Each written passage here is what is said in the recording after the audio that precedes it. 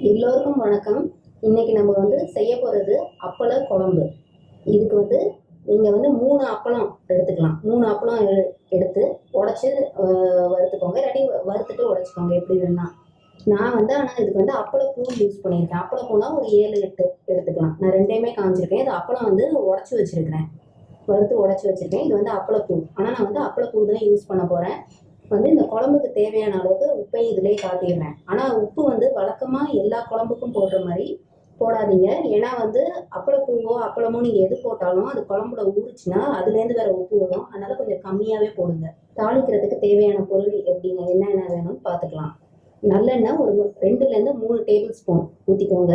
அடுத்தது கடுகு 1 டீஸ்பூன், உளுந்தம்பருப்பு 1/4 டீஸ்பூன், வெந்தயம் 1/4 டீஸ்பூன், ஜீரகம் 1/4 டீஸ்பூன், கடலைப்பருப்பு 1/4 டீஸ்பூன், வரமிளகாய் 2, கருவேப்பிலை 1 கொத்து, கருவடகம் உங்களுக்குலாம் தெரிஞ்சிருக்கும். கருவடகம் இது இருந்தால் போடுங்க, இல்லாட்டி வேண்டாம். ஆனால் இது போட்டால் எந்த ஒரு புளி குழம்பு, வத்த குழம்பு, உருண்டை குழம்பு எது போட்டாலும் நல்லா வாசம் கொடுக்கும்.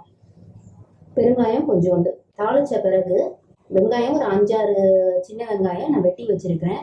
பூண்டு ஒரு 2 பெரிய பல்லு வெட்டி வச்சுருக்கேன். தக்காளி ஒன்று போதும். ஏன்னா அப்பளப்பூட்டையும் அப்பளத்துலேயும் உப்பு இருக்கும், புளி தண்ணி வேறு ஊற்றுறோம். அதனால ரொம்ப பெரிய தக்காளி போடாதீங்க, மீடியம் சைஸில் ஒன்று வச்சுக்கோங்க. இதெல்லாம் போட்டு வதக்கின பிறகு புளி தண்ணி ஒரு சின்ன எலுமிச்சம்பழம் அளவுக்கு புளியை ஊற வச்சு நான் 2 கப் தண்ணியில் கரைச்சி வச்சுருக்கிறேன்.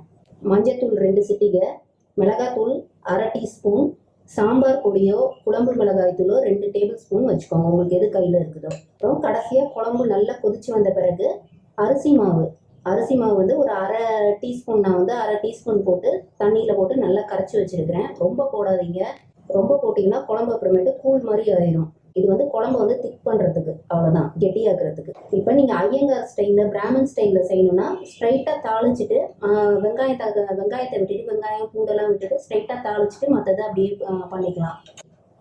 இப்போ எப்படி இந்த அப்பள குழம்பு, சுவையான அப்பள குழம்பு செய்கிறதுங்கிறத பார்க்கலாம். 2லேருந்து 3 டேபிள் ஸ்பூன் அளவுக்கு நல்லெண்ணெய் ஊற்றிக்கோங்க.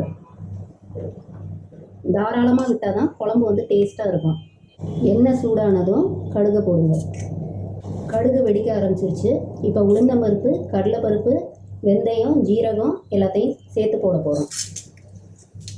வரமிளகாய் கிள்ளி போட்டுக்கிறோம், கருவேப்பிலையும் கிள்ளி போட்டுக்கிறோம், கருவடகம், பெருங்காயத்தூள்,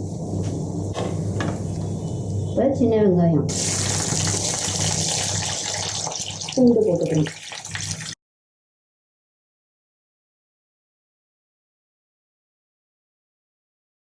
தக்காளி போட்டுக்கலாம்.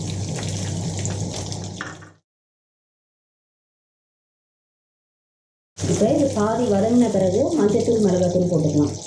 சாம்பார் பொடி இல்லாட்டி குழம்பு மிளகாய் தூள், அப்பளப்பூவையும் போட்டுக்கோங்க. அப்பளமும் அப்பளப்பூவை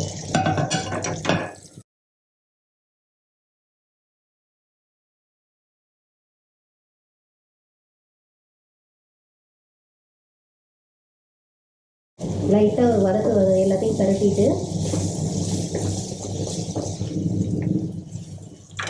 புளி தண்ணியை ஊற்றிக்கலாம். உப்பு கொஞ்சோண்டு போடுங்க, உப்பு மட்டும் கவனம் வச்சுக்கோங்க, நிறையா போட்டுறாதீங்க. இப்போ இதை மூடி போட்டு கொதிக்க விட்டுருங்க. திருப்பி ஒருக்கா இந்த அரிசி மாவு கரைச்சி வச்சுருக்கேன், நல்லா கலந்து விட்டு ஊற்றிடுங்க.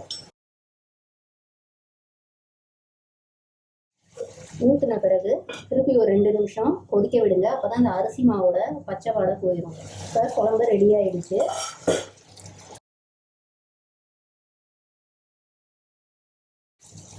இந்த வீடியோ உங்களுக்கு பிடிச்சிருந்துச்சுன்னா லைக் பண்ணுங்கள், ஷேர் பண்ணுங்கள். மறந்துடாமல் என்னோடய யூடியூப் சேனலுக்கு ஸ்மால் பைட் பிரியா அப்படிங்கிற யூடியூப் சேனலுக்கு சப்ஸ்கிரைப் பண்ணுங்கள்.